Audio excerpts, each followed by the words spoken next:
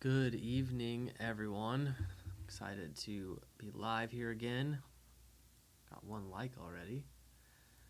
Curious kind of where everybody's coming from. I know it'll take a few minutes here to get everybody coming in. Want to get people in the comments saying hi. These lives are fun because it really lets me connect a bit more with locals, but also a bit more with people that have seen a lot of the videos. We're going to cover a lot of things that maybe get barely mentioned in videos, but these things are always fun to cover together. I always enjoy that part of it. And I'm used to just talking to a camera at this point, so I don't mind hopping on here, sharing some of my insights on specific things that are happening in the Tampa market, specific things that are happening around the city, not just the market. So it's not just real estate specific tonight. We're going to go into a few kind of things that stand out to me. That's really what this is about. Like, hey, what stands out to me from the things that are happening around the Tampa area? We're going to go broader. We're going to go over to Pinellas County tonight a little bit, talk about some things happening in Clearwater and Largo that I think are actually pretty interesting. Now, does it change your life right now? Probably not. But curious where everyone's coming from. If you can hop in the comments and let us know where you're viewing from. Love to give you a shout out. Obviously, I'm here in the Tampa area. Been here 5 years now, and time really flies by, and you kind of learn so many things about the area. We actually had someone here cleaning our house the other day, and she's been cleaning our house. She comes like once a month for like the past 3 years, and she finally started watching my YouTube channel. I don't know if I've even talked to her about it. She's just like, when she was here yesterday, she's like, oh, I've been watching your channel. She's like, I can't believe how much you know about these little areas. And it just kind of reminded me of like, it's so fun for me to learn these things and share them with you guys. And even like the quirky little details of really specific areas. And the more houses we sell in each of these areas too, the more details you learn and the more connections you make. So all that's super fun. The area is super big, and there's a lot that can be taken from it. And that's a lot of fun for me. So excited to have some content for you guys tonight. We're going to start with the Tampa WOW. So the Tampa WOW is the wheel over water. This was just approved. That's why I'm bringing it back up. This is a Ferris wheel that's going in downtown Tampa that I think is actually pretty exciting. Now, it received a little bit of local pushback. I get that. People don't want just like amusement park stuff in their neighborhoods. I get it. And this received a little bit of pushback, but the thing is, it was private money. So this 250-foot tall wheel of water right here next, it'll be really just right in this parking lot next to the aquarium. This is where the cruise ships board.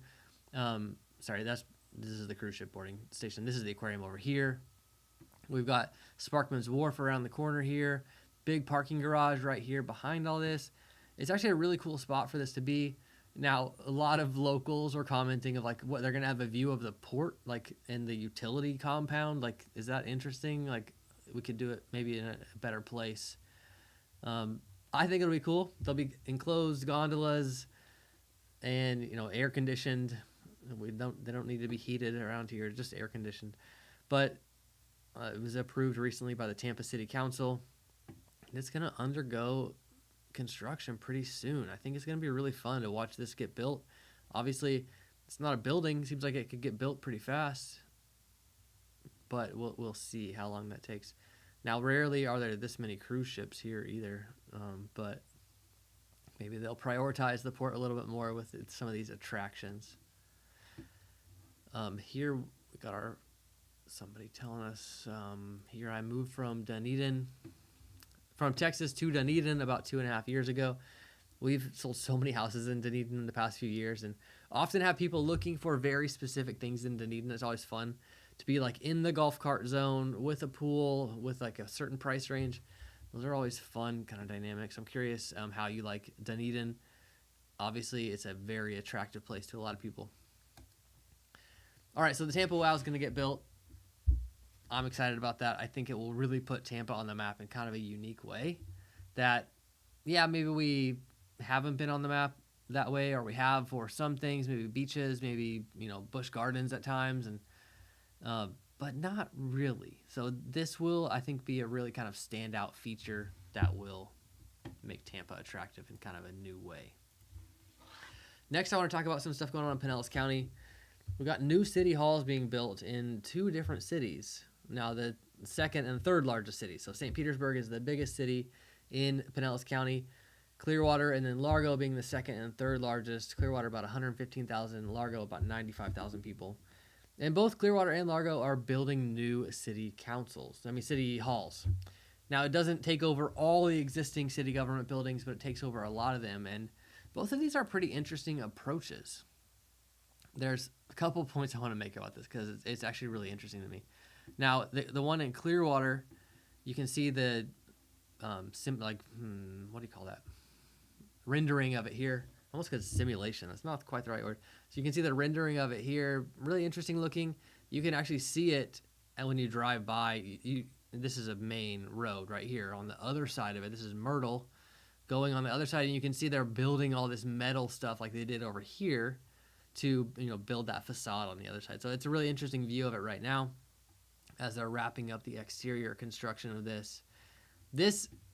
Another point I wanted to make, though, is what I like about this is it's really a claiming of downtown by the city of Clearwater, and I think that's really important. Now, not a whole lot against Scientology, but I want you to see just how much real estate they own here in the downtown Clearwater area. So started with this hotel they bought in 1975. Then they just kept buying real estate all over. So some of this is owned by the church. Some of this is owned by parishioners of the church or members of the church. And in 2017, companies controlled by parishioners began buying retail property at an unprecedented rate. This has caused quite a problem in downtown Clearwater that if you're ever there, you recognize this is a problem. When so much of the core of this very attractive town is owned or controlled by one kind of entity, it really changes the vibe of this whole area. So you see that I brought up this old article from Tampa Bay Times because I like these animations on it. But the impact is clearest in the heart of downtown. So when you circle this area, you see how much they own. They don't own all that. I'm just going to show you how much they do own. It's quite a bit. So this is highlighting what is left that they don't own. Now, there are a couple inconsistencies with this. The city has since bought a few things back, actually right here where we're going to highlight where they're actually building the new city hall. But it is kind of overwhelming how much they have bought. And then in other areas in Pinellas County, it looks like they're continuing to buy more. But now my wife is texting me about the chicken I just cooked. So I more wanted to point that out because I like this kind of reclaiming of downtown by the city, having some interesting architecture, having municipal buildings down here I think is really valuable. And then they've done that over here on the water as well with the park and amphitheater over there, which we can highlight in another time. But I really like that kind of reclaiming of downtown. Not that I think the Church of Scientology shouldn't be there. I just think the balance is tipped away from most residents, and it's actually very confusing, And a lot of my clients move here from other states, other countries even, and they're like, "What's going on with downtown Clearwater?" And it's kind of hard to even explain because it's not always that clear, what happened. This article I think helps really kind of map out how they just started buying so much, and it was kind of maybe disconnected from potential motives. But in the article, they also mentioned that in 1975, there was a public plan from the Church of Scientology, the founder, L. Ron Hubbard, to take over the city of Clearwater. It's just very, very interesting to me in a lot of ways. So next, Largo is getting a new city hall. This is called the Horizon West Bay.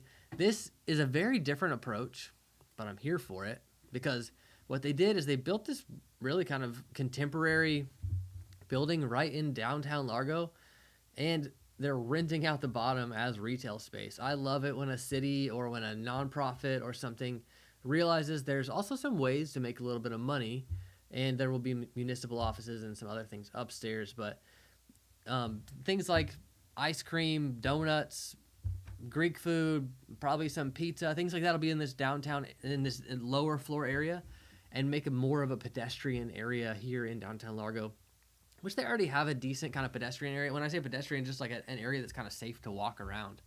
If you've been to other countries, especially in Europe, they have these big centers in their cities where people can walk very freely. And one thing that I mentioned in a video actually that I just shot, I haven't published it. So one thing I love about Pinellas County in general is that you have towns. Like these towns have their own identities. Like Largo has a bit of its own identity. Clearwater has a bit of its own. St. Pete obviously has its own identity. Sorry.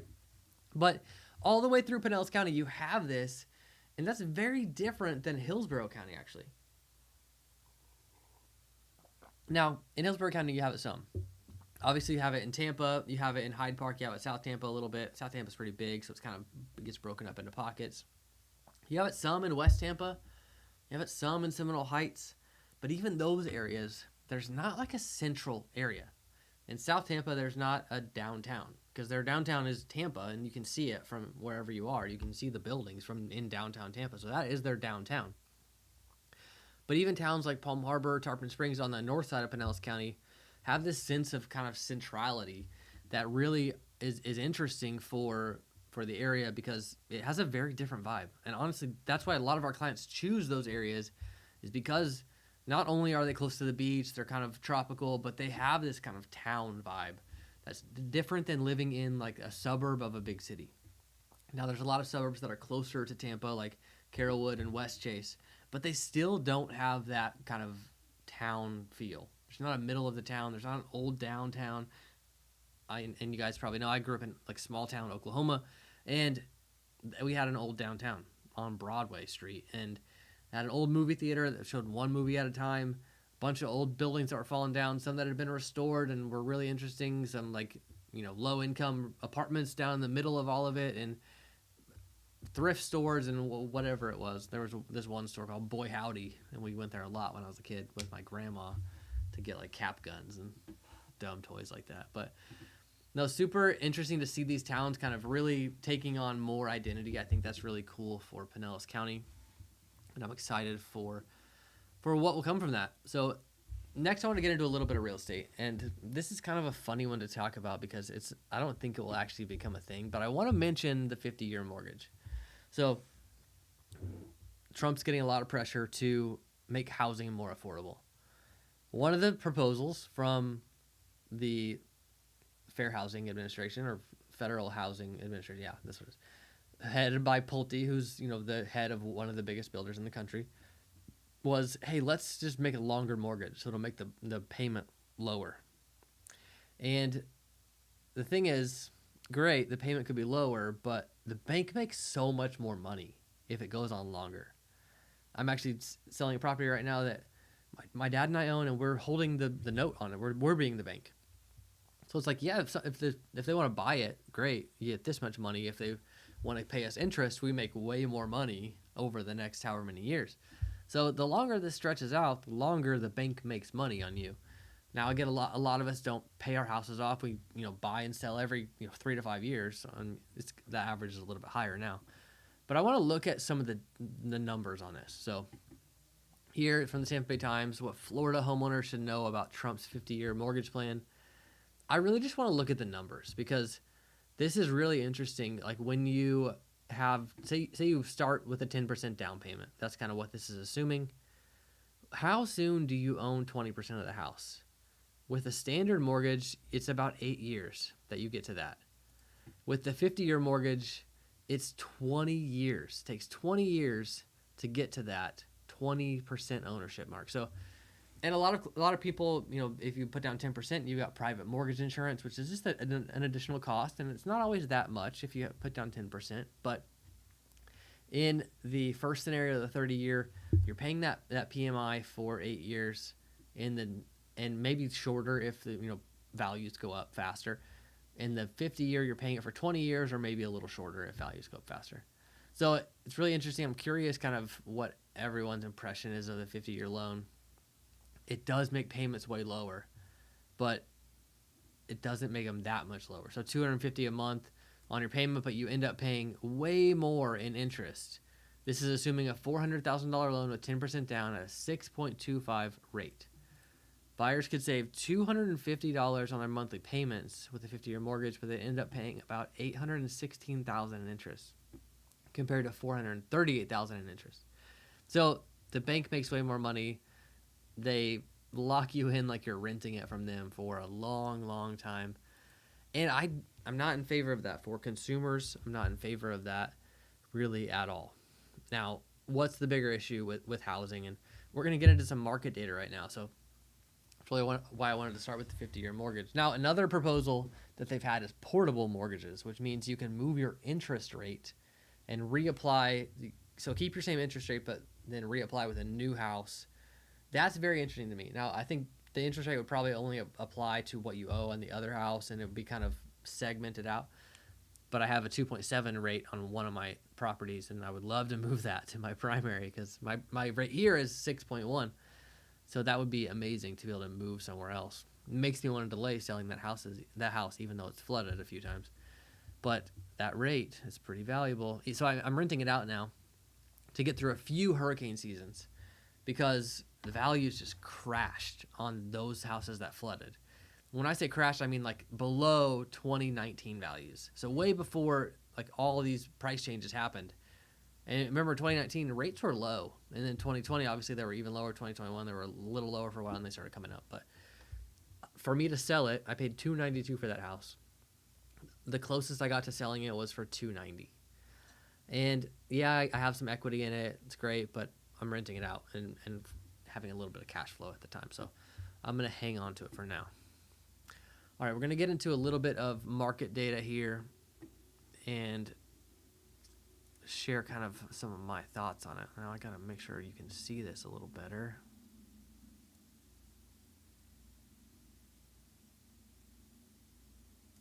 Won't let me. Here we go. So this is from the Florida Realtors. This pulls data from all MLSs, but we're looking at specifically at the Tampa, St. Pete, Clearwater MSA. So Hillsborough County being where Tampa is, Pinellas County is, Clearwater, St. Pete. We just talked about that. Pasco County is this big county up here, Wesley Chapel here, Newport Richey here. Hernando County, Spring Hill being kind of the main city up here. This is a very rural area overall. So starting with closed sales, not much change here in the past year. This is Q3 2025 to Q3 2024. We're up about 1%. There's really only one number that stands out to me on this whole thing because a lot of this is pretty minor change over the past year.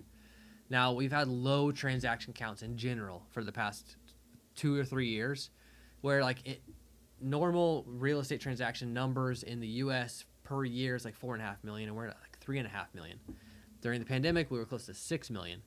So that's why houses were moving a lot more than there was a lot more transactions, but we're at a kind of a record low right now for the past 30 years. So closed sales is up a little bit here in the Tampa market. Cash sales up a little bit. Median sale price down 2% over the past year. But if you go back a little bit more, it's more like 12%. So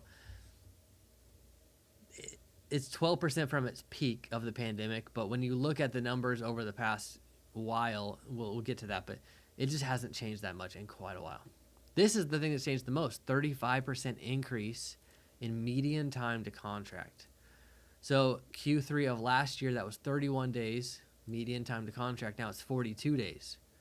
I just put a deal under contract that I had on the market for 100 days. So there's a lot of outliers. I also sold a listing recently in 7 days with multiple offers. So it really depends on more specifics of the house, the zip code, the situation, the budget, the price, like all those kind of things. But that's an interesting one to see increase so much over the past year.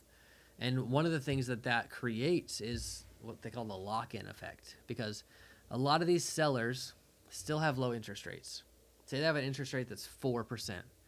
If they were to sell their house and not make much money on it and then take on a higher interest rate, so many people are just choosing to stay. Now, there's been wild stories about this. Even people choosing to stay, they went through a divorce, and then one of the spouses is living in an RV in the yard because they just can't afford to lose this interest rate. And there's been a lot of stories like that. If you Google it, you can find them very easily. But it's really interesting. And when I say a lot, I mean there's been a handful that have been made the news.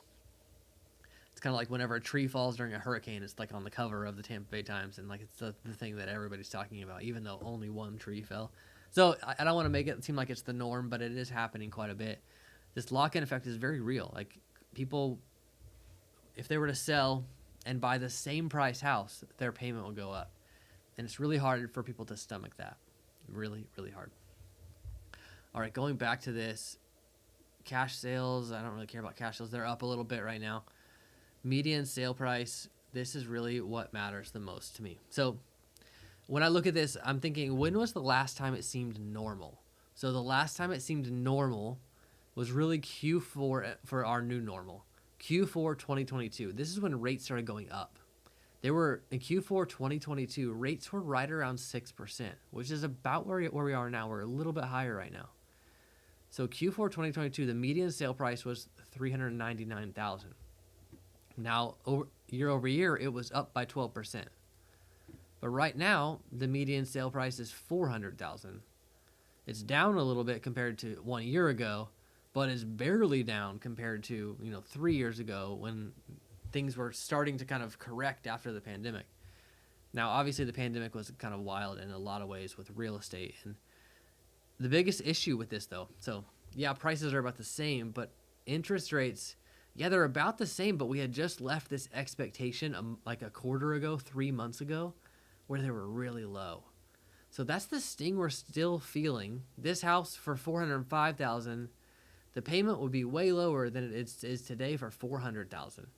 That's the hardest part for most buyers and sellers right now, is really just the interest rate change.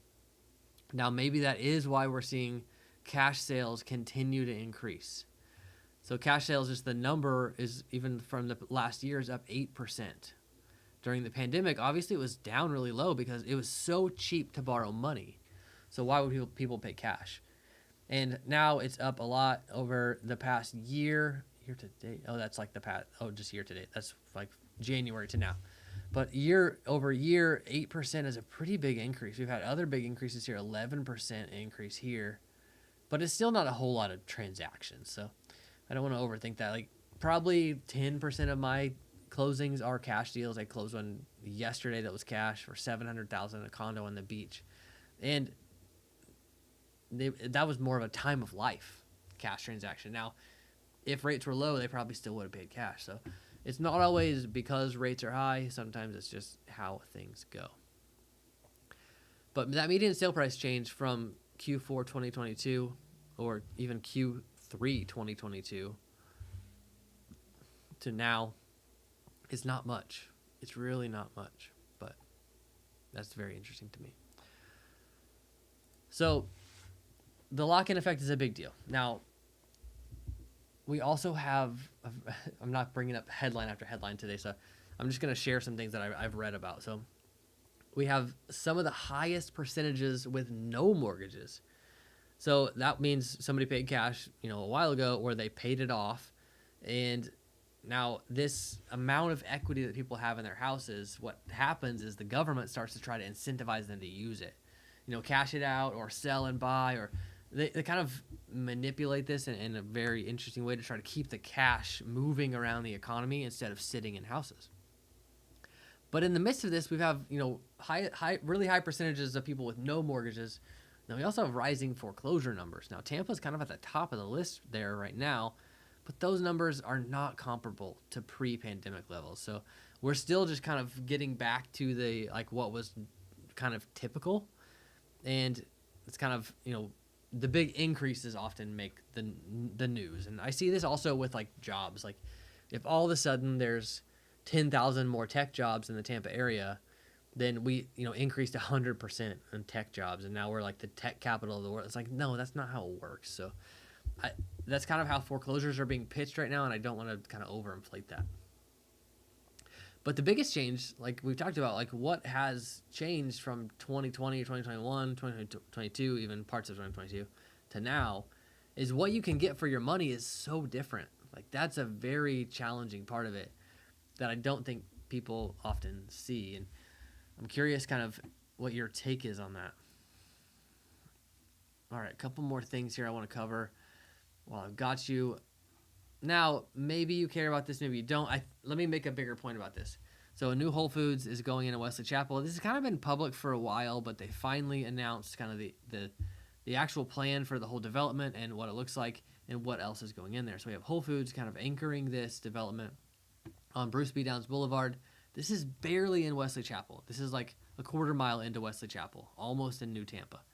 And then we have Lifetime Fitness over here, which is another kind of higher end amenity that really fills in this area on the south side of Meadow Point in a really interesting way. So it's not just Meadow Point that you have above it, but you have all these neighborhoods to the south of it filling out New Tampa, all along Bruce B. Downs, and then all along Cross Creek. So this is really feeding this area a higher end amenity that is going to be a pretty big deal. So Whole Foods doesn't, just pick places randomly. They do a lot of research because they are a higher end grocer. They have higher prices on a lot of things.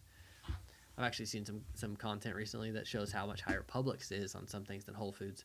But usually if you're shopping at Whole Foods, you're getting nicer organic stuff and you end up spending way more. I say that as someone that had Whole Foods delivered to the house last night.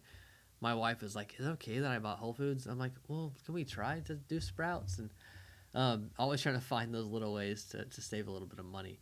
And not only that, but in Tampa, there's been massive grocery inflation. So because Tampa doesn't have a very efficient train car system, our groceries have to come in by boat, by plane, by truck. So it's quite a bit more expensive to get groceries into the Tampa area than other metros our size.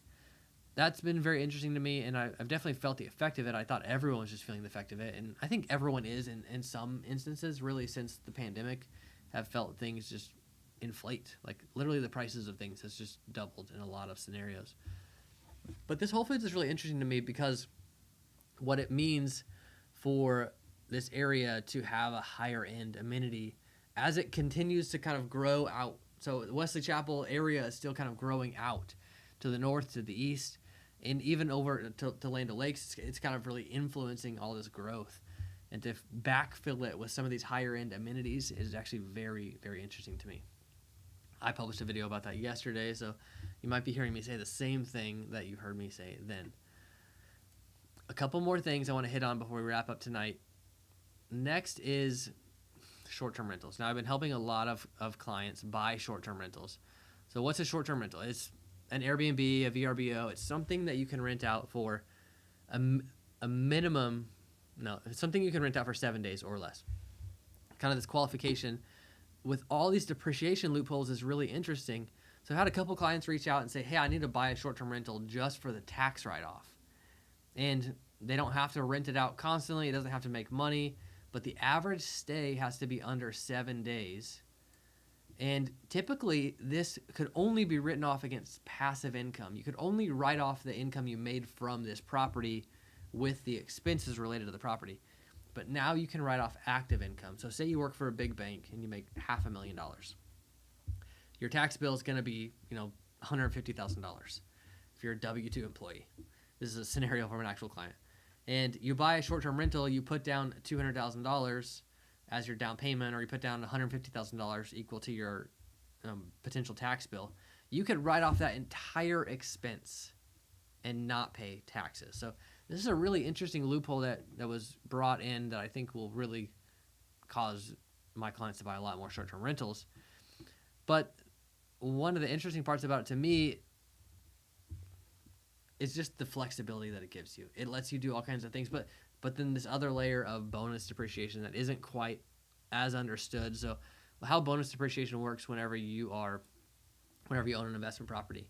You can do what's called a cost segregation study, where essentially you hire an appraiser to come out and appraise every part of the house. So how long will the roof last? How long will the building last? How long will the garage door last? How long will the HVAC last? The appliances, plumbing, electrical, and just pretty much give a schedule of how much these are depreciating. And there's different rates of how you can write those things off for each kind of item.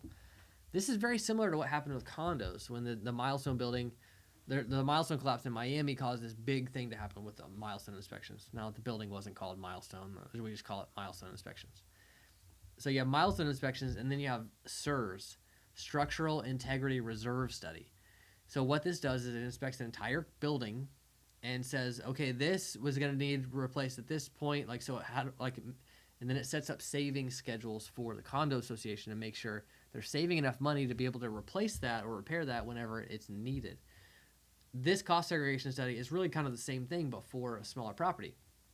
Now, investors that own apartment buildings do the same kind of thing, and it's pretty common in that kind of multi-unit commercial space. But it hasn't been very common in single-family homes until it was incentivized with this tax write-off.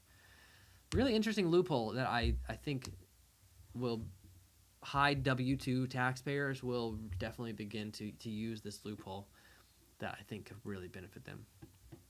All right, last thing, because we talked about the 717 parking family. Now, 717 Parking is like a Tampa-based company. They own a bunch of parking lots downtown. And very easy to use. You pay on the app, like not a big deal. It's nice. They are starting to take some of their parking lots and develop them into multi-use spaces or condo buildings, or they're trying to, get all that rezoned and see what they're allowed to do. But this is just kind of an aside. Since we talked about it last week, I wanted to share this. The founder, one of the brothers, just sold his house in South Tampa for $15 million right here on the water. So parking lots make money. That's such an interesting business. These bowls are probably made by Chihuly. There's a big Chihuly exhibit in St. Petersburg. It is a very valuable business, I guess, having places for people to park. You can see right here where that property was. But any questions anybody has? We got a couple people on here. Common questions I've been getting lately. I mean, really, insurance is still a top question. I'm always surprised. Insurance can be had. It's not that complicated to get affordable insurance, and insurance is going up in a lot of places in the country. I have some good friends in Colorado where I used to live that their insurance has gone up 60, 70% recently because of wildfire risk. And yeah, we've got risks here. We've got, potential flooding, potential hurricanes, but now when we have a year with no hurricanes, we're like, wait, this is wild. And I brought this up in a video today, or that I published yesterday. It's really interesting the way that insurance companies break down your insurance bill. Part of it's hurricane and part of it's non-hurricane. And I've always thought that was so odd. I didn't quite understand why they did it that way, but it really just, without the hurricanes, there's not much risk in Florida, which is super interesting. But thanks for those of you that were here with us. Happy to keep doing these week after week. Now, next week will be Thanksgiving, so we're not going to be on here with you. But we'll have our regular weekly video out. And as always, we'd love to hear from you. So call, text, or email anytime. And thanks for coming by.